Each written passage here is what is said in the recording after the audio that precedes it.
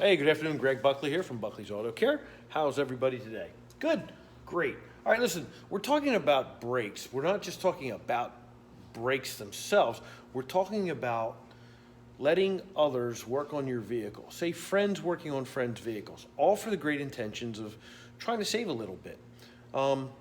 Admirable, without question. Everybody, including myself, are always looking at ways to save some money here or there. And the problem is that we should pick and choose what we want to have worked on, what we say would be a minor situation compared with something that is, safety related and detrimental to your overall well-being when it comes to stopping your vehicle. Because, the number one thing is we want to avoid a crash, right? All right, so look, we're looking at a fresh brake job, all right? Notice how the rotor is fully faced with the pads, right? We have 100% coverage. The rotor, the pads, we have everything lubricated, new hardware, nice and shiny. And of course, we're getting ready to replace a caliper. Now this caliper, as you can see, there is leaking coming out. All right, we have brake fluid escaping from the seals and the pistons inside here. So we're going to update this caliper, and we're going to do the hoses as well. All right, so we're going to continue this job. But here is the problem. I want you to take a look at this. This is really, really serious stuff. Now, see that pad? Do you see that heavy ridge that's in there?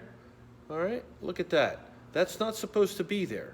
It is supposed to be flat. So what happened was someone, and this is the first time seeing this vehicle, a friend was allowed to replace the brake pads. And what happened was they replaced the pads and the rotors. However, the rotor, okay, so that's how much pad was hitting the rotor. Do you see the difference? See that full face? Now look at that. Only that much pad was hitting this rotor.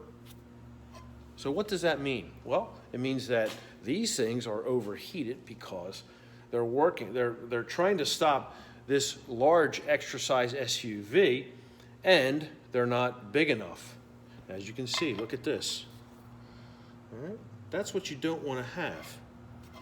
Kind of crazy, but that's what goes on. So anyway, that produces a brake fade, and a brake fade means that you're going to stop. It's going to take you longer to stop the vehicle.